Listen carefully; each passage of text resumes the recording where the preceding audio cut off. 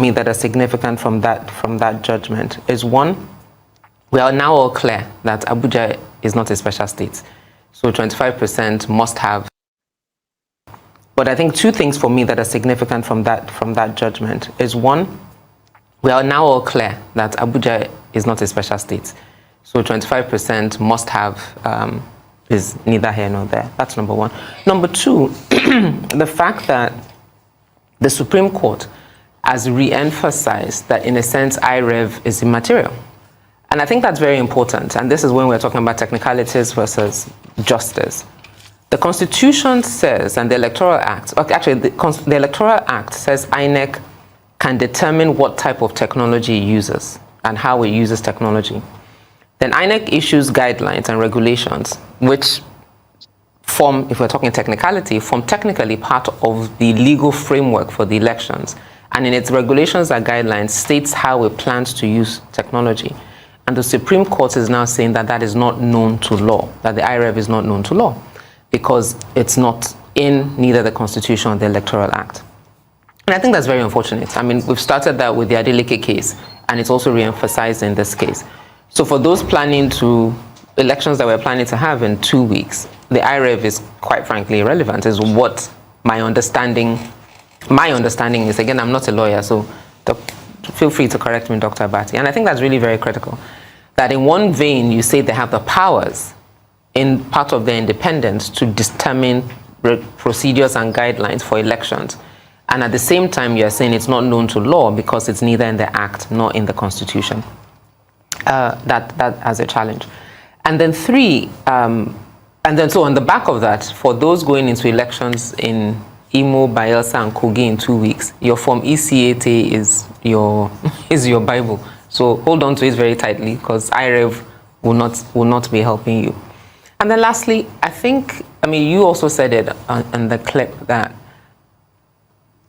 the issues of law and justice are not about emotions and how people feel.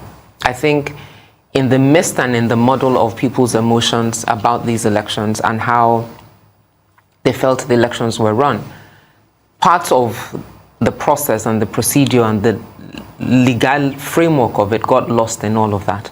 And I would conclude by saying INEC has a lot to be held, should be held responsible for a lot of this. Number one, in the socialization that went in pre the election on what the IREV would mean and would do for the elections.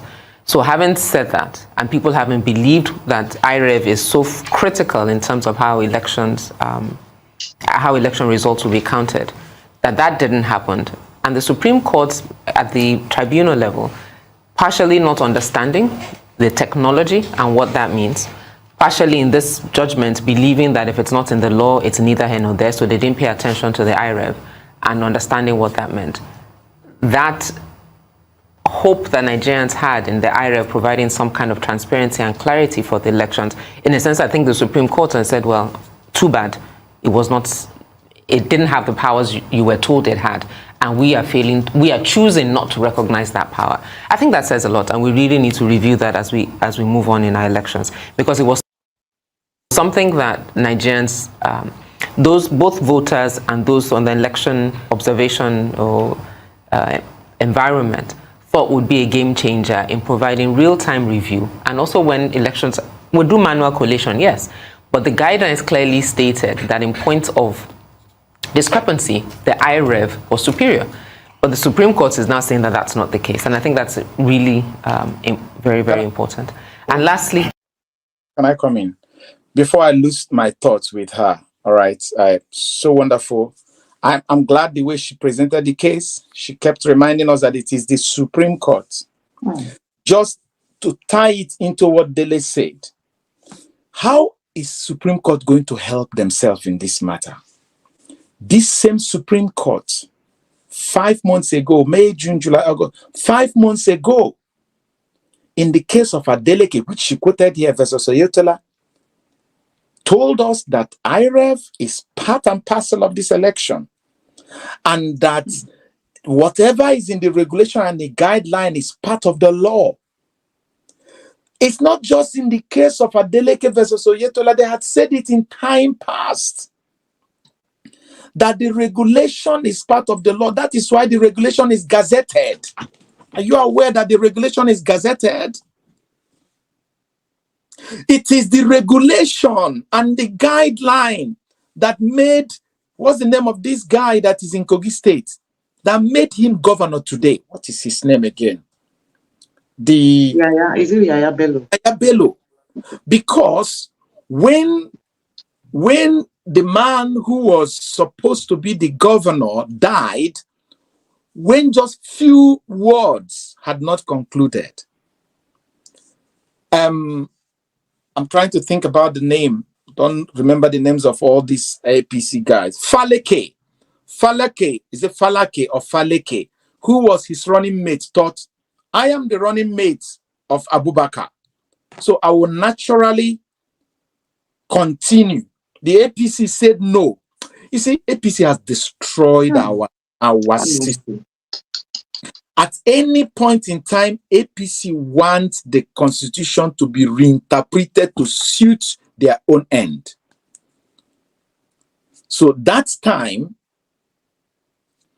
APC, because Falake was Tinubu's guy, he has been in Lagos, but from Kogi State. Okay? But Yahaya happens to be the other faction of APC guy. So they brought out Yahaya Bello saying that he will be their candidate.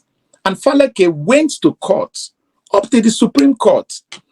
And the Supreme Court ruled saying the party has the choice of who they will put, and that INEC regulation and guideline gave INEC the opportunity to even continue with the election, even though with the margin of vote available, it was obvious that Abubakar was winning. So they told them, the Supreme Court ruled that the regulation and the guideline of INEC was part and parcel of the Electoral Act, and that the Electoral Act derived its power from the Constitution. Fast forward from Falake,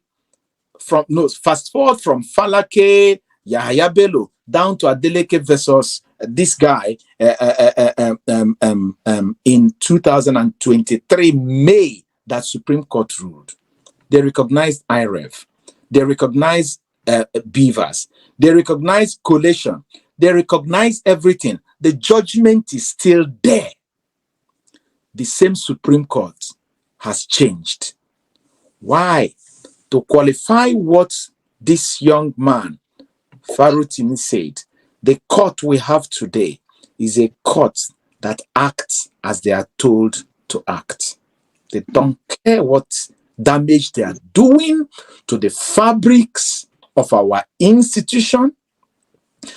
Just like a judge woke up in his bedroom and did what he was asked to do in 1993, truncating our democracy, they have continued to do so. That same system was what made Akpabio to be in Senate today, and what returned the former Senate president to the Senate, because it was obvious that APC had their primaries in Yobe State, and somebody came and won the senatorial seat. His name had been written, submitted to INEC as a candidate. But when the sitting Senate president then could not win the presidency, which the primaries was after the Senate, he went back again and said, give me the Senate.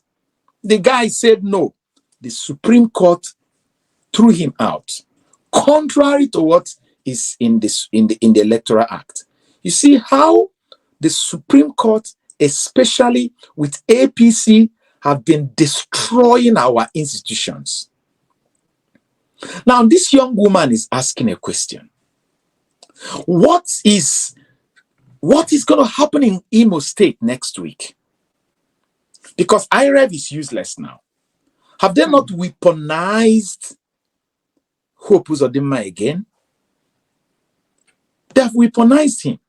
And what happened about the case of Hope Uzodinma, of PDP, the Supreme Court case that was supposed to have held a day after tomorrow? Indefinitely now is over. The same Supreme Court has suspended it. What are they trying to achieve? What chaos are they trying to achieve? You ruled in 2019 that APC does not have a candidate in the election.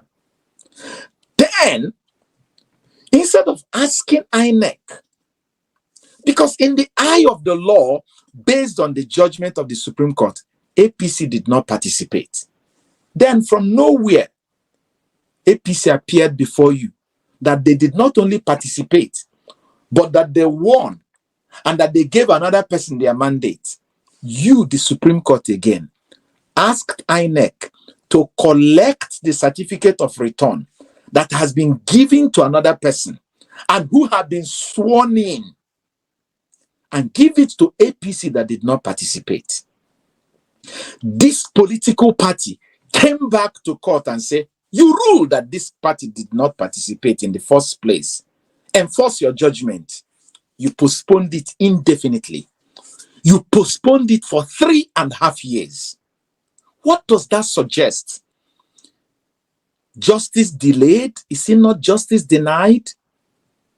And then all of a sudden you found in your heart to remember that postponement and say that you're going to sit just before a new election. Everybody started rejoicing, say, it is better for it to be late than to be delayed. And all of a sudden you pull the plug again. People thought it was, in fact, people thought it was a joke. People thought it's not possible, but it's real. You are now planning to hear this case, if they do hear it, after another election.